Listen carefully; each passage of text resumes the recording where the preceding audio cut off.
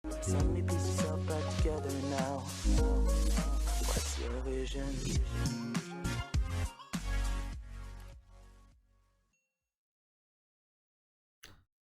Assalamualaikum warahmatullahi wabarakatuh. Salam sejahtera bagi kita semua. Salam Om Swastiastu, Namo Buddhaya, Salam Kebajikan. Baiklah, apa kabar teman-teman semuanya? Kembali lagi dengan saya Aris Kipta Rahman. Kali ini langsung saja saya akan mempresentasikan sebuah laporan studi kasus untuk ujian tengah semester atau UTS mata kuliah Rekayasa Perangkat Lunak. Sebelumnya, yang terhormat dosen pengampu Ibu Reni Aryani, Eskom MSI, dosen dari Universitas Jambi. Baiklah, untuk mengawali presentasi ini saya akan memperkenalkan diri saya. Perkenalkan, nama saya Aris Kipta Rahman, berasal dari Universitas Desa Unggul, mahasiswa angkatan 2020, sekarang menempuh semester 3, mengambil Fakultas Ilmu Komputer dan Program Studi Teknik Informatika. Lanjut saja untuk presentasi ini. Di sini saya menggunakan Microsoft Word ya sebagai media presentasi saya. Baiklah, bismillahirrahmanirrahim. Laporan studi kasus ujian tengah semester mata kuliah Rekayasa Perangkat Lunak. Di sini sistem yang saya buat adalah bernama e-Puskesmas Care. Ya. Ini sebuah produk yang saya buat dari studi kasusnya. Disusun langsung oleh saya sendiri, Rizky Putra Rahman, dengan NIM 2020080173. Dosen pengampu yang terhormat Ibu Reni Aryani, Eskom MSI. Di sini saya mengikuti program atau penerima program pertukaran mahasiswa merdeka PMM dari Kementerian Pendidikan, Kebudayaan dan Riset dan Teknologi gitu. Jadi ini merupakan program dari Kampus Merdeka. Pada laman kedua itu yaitu terdapat daftar isi. Daftar isi ini terdiri dari 1 sampai 9 halaman ya. Kemudian kita langsung ke slide selanjutnya, yaitu studi kasusnya. Ini kasusnya bisa dilihat. Mungkin kita baca secara singkat. Studi kasusnya berisi meningkatnya penyebaran berbagai macam penyakit setiap tahun yang mengakibatkan penggunaan jasa pelayanan kesehatan di berbagai pusat pelayanan kesehatan semakin meningkat, mulai dari klinik, puskesmas, hingga rumah sakit. Hal ini mengakibatkan tingginya perhatian pemerintah setempat terhadap peningkatan sarana dan prasarana layanan kesehatan yang ada di sekitar, seperti yang dilakukan oleh beberapa dinas pendidikan yang berupaya meningkatkan pelayanan kesehatan dengan melakukan beberapa program inovasi seperti program One Puskesmas, One Innovation, Mobile Care, Klinik Lansia, dan Call Center 199. Akan tetapi di setiap puskesmas di beberapa wilayah masih terlihat antrian pasien yang tidak teratur. Ini merupakan keresahan atau permasalahan yang harus kita atau kasus yang harus kita selesaikan. Jadi di beberapa wilayah itu masih ada pasien yang tidak teratur serta keluhan pasien yang lambannya pelayanan. Ya, jadi ada beberapa aspek pastinya, kan ada antara user sama ada dari pasiennya atau user dan dengan administrasinya, adminnya atau pelayan yang ada di puskesmas. Pasien puskesmas selalu mengeluh akan lamanya proses registrasi yang harus mereka jalani. Berarti keluhan yang pertama yaitu registrasinya, di mana administrasi awal ini kan administrasi awal saat kita datang ke puskesmas. Oke, selanjutnya di mana mereka harus datang ke puskesmas terdekat dengan mendapatkan nomor antrian. Jadi registrasinya dengan nomor antrian. Jadi kita bisa menggunakan ya bentuknya nomor, berarti nanti ada kode. Kemudian menunggu antrian untuk melakukan registrasi. Jadi untuk mengambil nomor antrian dia datang, jadi prosesnya itu dia datang mengambil nomor antrian, kemudian menunggu antriannya dipanggil untuk registrasi. Di sesampai di puskesmas mereka belum langsung berinteraksi kepada pelayanan puskesmas, melainkan dia harus antri dulu untuk mendapat akses awal dari puskesmasnya begitu. Oke. Dan dengan kapasitas ruangan puskesmas yang tidak terlalu luas ya, kita tahu ya puskesmas kan pusat kesehatan masyarakat, itu yang biasanya sebagai langkah awal sebelum kita rujukan ke rumah sakit. Jadi luasnya mungkin tidak terlalu luas lah. Dan kondisi pandemi, oh ya, pandemi yang mengharuskan mereka menjaga jarak satu sama lain terkadang menyebabkan pasien harus berdiri mengantri untuk melakukan registrasi dan memperoleh pelayanan kesehatan. Pandemi yang sangat susah, sakit ke rumah sakit gitu kan, ke tempat pelayanan orang sakit, ya kita protokol kesehatannya harus lebih ketat karena itu bisa jadi ada penyebaran di sana. Nah, untuk menghindari permasalahan tersebut, jadi dari beberapa permasalahan tadi, maka diperlukan sistem registrasi online. Nah, ini udah ada bayangan berarti berbasis web yang dengan keberadaannya akan memudahkan pasien untuk melakukan registrasi, memperoleh nomor antrian, serta dapat mengetahui estimasi waktu kedatangan pasien ke puskesmas yang dipilih dengan menggunakan komputer atau perangkat seluler. Kemudian keberadaan sistem registrasi online puskesmas ini juga merupakan salah satu hal yang sangat diharapkan untuk dikembangkan guna mendukung program peningkatan layanan berbasis TIK.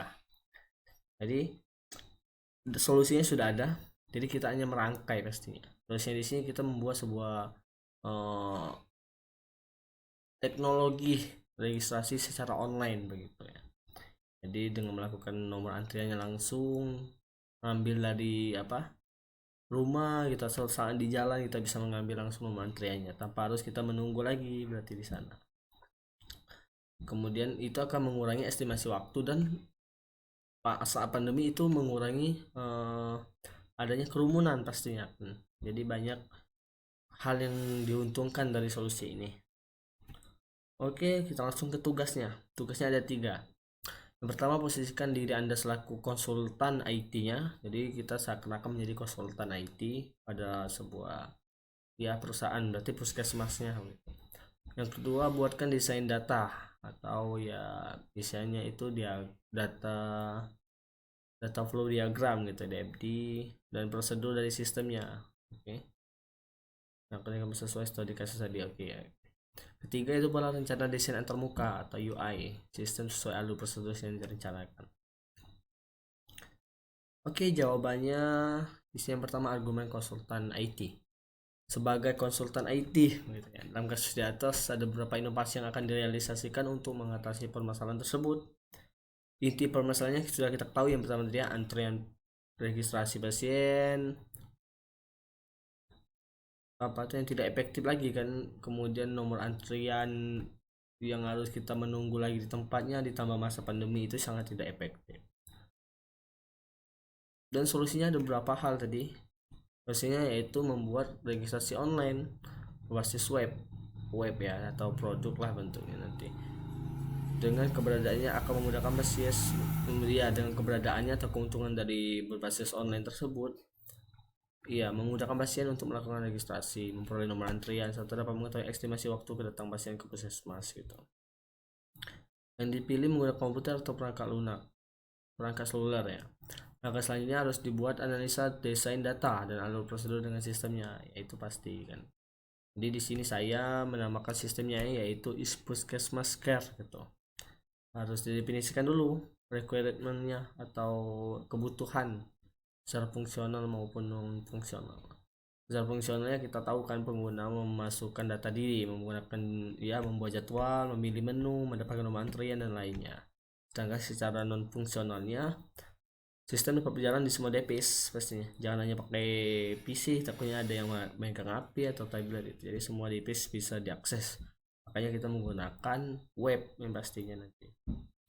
Oke, sistem write and read. Nah, bisa menulis dan bisa membaca dalam format dokumen atau HTML ya, markupnya. Oke, sistem harus bisa mengekspor dan mengimport file seperti mungkin ada data yang harus kita download gitu kan, atau kita upload. Dilengkapi maps. Ya, maps ini sebagai pengunjuk arah lokasi puskesmasnya itu datang ke puskesmas dan lain sebagainya.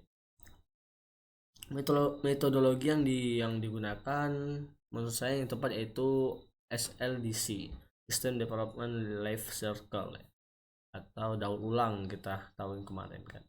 Karena metode ini melakukan survei penelitian sama seperti studi kasus yang ada tadi. Metode penelitian yang digunakan ini terdiri atas beberapa tahapan, yaitu studi pustaka, analisis sistem, desain sistemnya, implementasinya, dan pengujiannya. Pada tahap studi kasus ya kita ketahui pengumpulan data-data, kan data-data apa aja yang diperlukan, literatur yang berkaitan, membangun aplikasi, serta karakteristik lingkungan pengembangan sistem.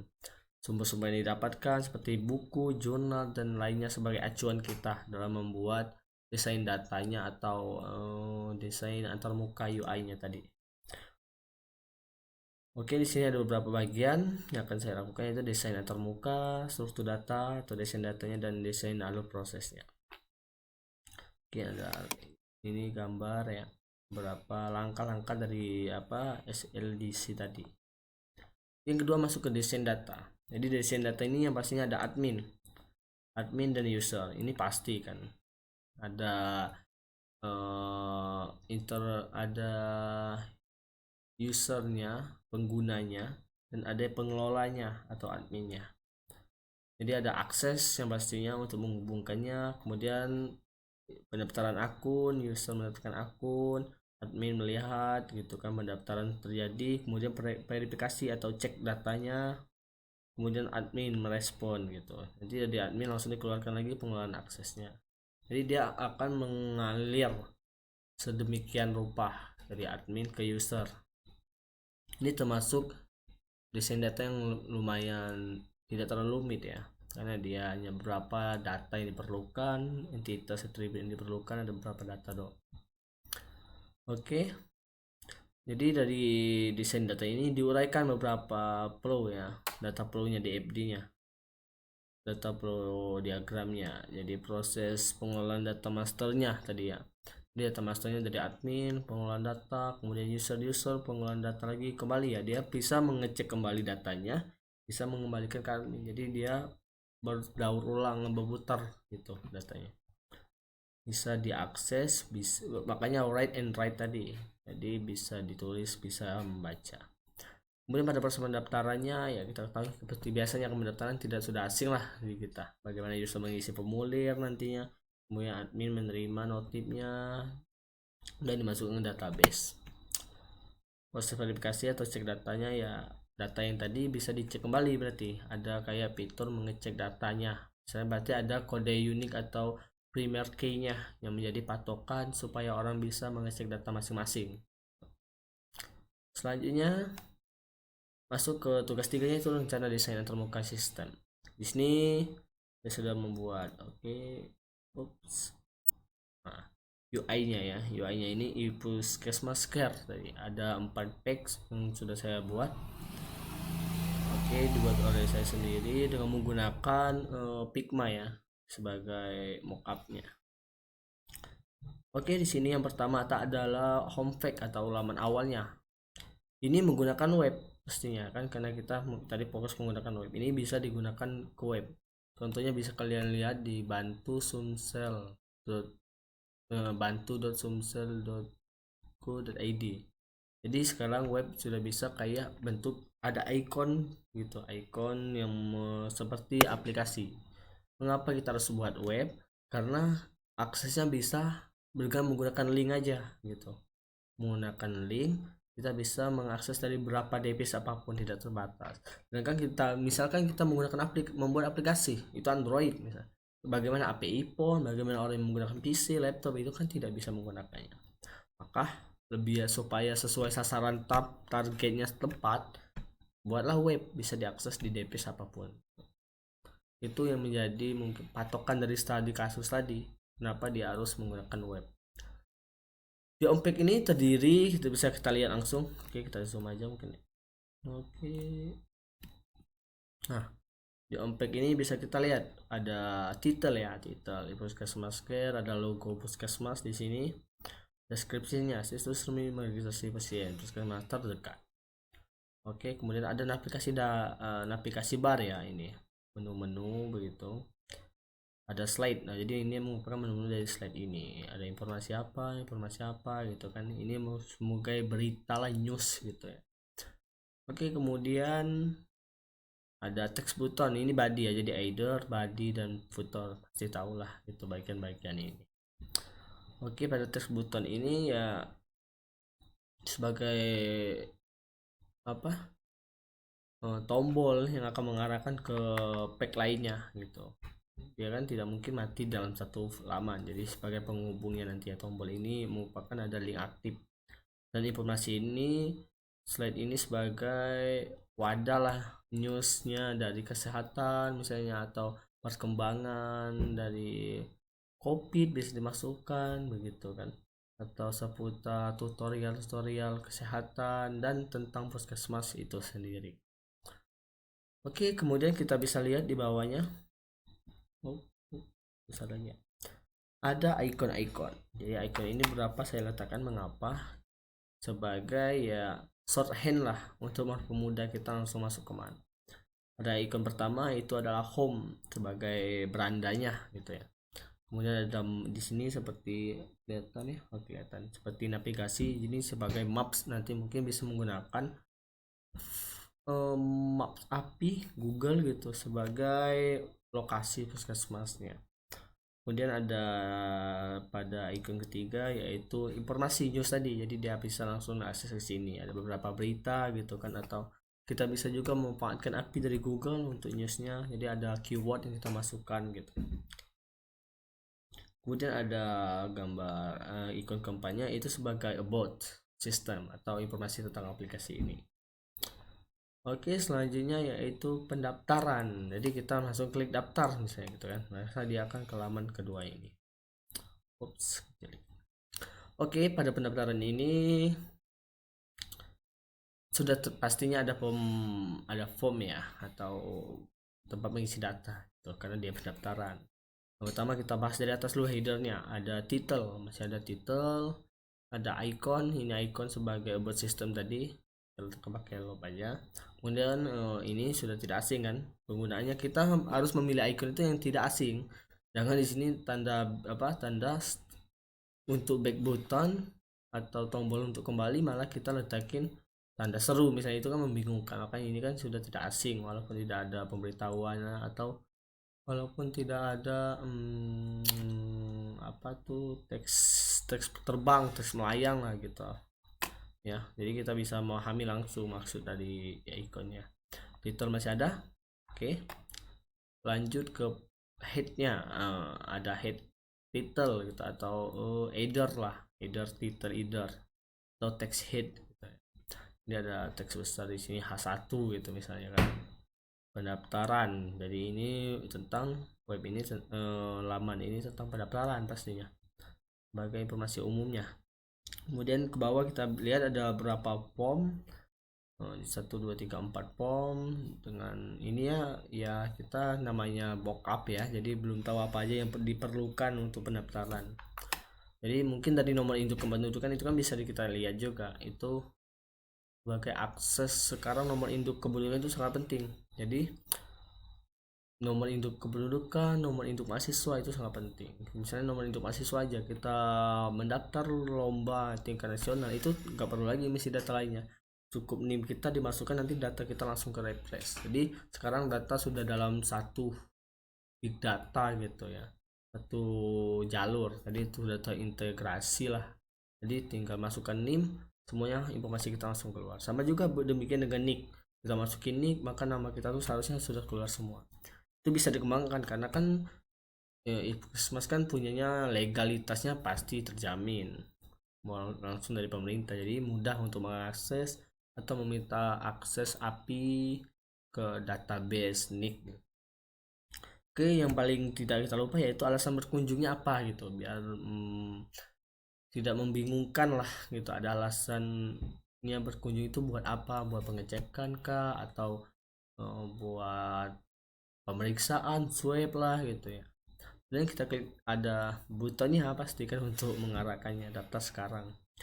Di bawah kita lihat di footernya ada sebuah halaman jika kita sudah mempunyai, apakah kamu sudah mempunyai tiket gitu, langsung aja cek now, nggak usah lagi daftar karena itu kan mungkin akan terjadi kesalahan data. Jadi kita bisa dibuat di sini nomor induk pendudukan, jika dia belum selesai dia tidak bisa mendaftar lagi. Dia ada notif yang akan keluar di sini. Oke, cek now. Kita langsung dari sini juga tadi ya cek tiket. Nah, di sini pada cek pack ini terdiri dari sama saya pendaftaran tadi, tidak jauh beda. Ada title header, dia ada title, ikonnya masih ada di body-nya, ada tiket cek gitu ya, ada tiket cek. Kemudian ada tombolnya masih ada, tombolnya masih sama. Kemudian ada atau dengan cara scan QR code kita. Jadi QR code ini kode yang kita hasilkan dari sini tadi kan dia sudah menyimpan pastinya, jadi tinggal scan QR code-nya atau memasukkan mantin nama lengkapnya. Jika dia ingin mengecek kembali tiketnya sudah ada atau tidak, sudah data atau belum gitu, sudah selesai atau belum gitu ya. Di butonnya don't have a ticket, jika kamu tidak mempunyai tiket maka harus daftar dulu, tidak bisa kan, ini tidak bisa mengada-ngada dan apalagi QR code-nya. Oke, pada laman ini laman cek laman cek tiket. Oke, ini laman hasil atau result fact atau end fact lah, halaman terakhirnya. Sini bisa kita lihat title, icon masih ada sama, semuanya harus ada gitu. Kemudian ada tanda centang. Tanda centang ini sebagai data berhasil gitu, berhasil di input. Jadi thank you, terima kasih ucapan ya, ini teks juga ditunggu kedatangannya ya, berikut data antrian Anda. Di ini data yang kita input tadi write kembali ke tertulis kembali. Kemudian akan menghasilkan QR code sebagai data kita atau lokasi, bisa juga nanti ya menggunakan QR code di sini. Kemudian kita bisa mendownload PDF jika kita ingin data kita pendaftaran kita aman gitu kan, PDF-nya nanti bisa berbentuk data pribadi kita tadi, langsung dibuat PDF. Jadi kita tidak perlu lagi masuk aplikasinya, jika sudah ada PDF tinggal prosesnya lebih mempermudah supaya tidak kehilangan jejak gitu ya. Oke, dan dari sini untuk sebagai data informasi ya benar, fotonya tadi berisi file yang tadi download ya, download PDF atau bentuk PNG bisa, itu tergantung dengan programmer yang mau membuatnya nanti. Ini adalah mockup ya, jadi ini mockup atau desain termuka. Jadi ini berhubungan, ini halaman terakhir. Oke, selesai. Oke, udah selesai sepertinya untuk pembahasan kali ini. Itulah presentasi saya untuk ujian tengah semester rekayasa perangkat lunak tentang studi kasusnya dan produk yang saya buat, yaitu Puskesmas Care sebagai web registrasi online atau buat supaya mempermudah antrian. Jadi solusinya, permasalahan ada, produknya ada, solusinya sudah ada, dan kegunaannya pasti lebih bermanfaat, pasti ada manfaatnya. Itulah presentasi dari saya. Jika ada kesalahan saya mohon maaf, ada kekurangan saya mohon maaf, itu datang dari saya sendiri. Bila ada hal yang baik yang bisa diambil, itu datangnya dari Allah langsung, saya hanya sebagai perantara menyampaikannya. Jadi semoga ini bisa menjadi pelajaran untuk kita semuanya, teman-teman semuanya. Pada Ibu dosen, Ibu Reni, terima kasih telah menonton video ini pastinya. Terima kasih telah memberi materi selama 8 sesi ini, semoga berguna untuk ujian ini, merupakan langsung praktek itu sangat baik. Baiklah, mungkin itu saja dari saya. Saya akhiri. Wassalamualaikum warahmatullahi wabarakatuh. Salam semangat, hidup mahasiswa. Terima kasih. So many pieces of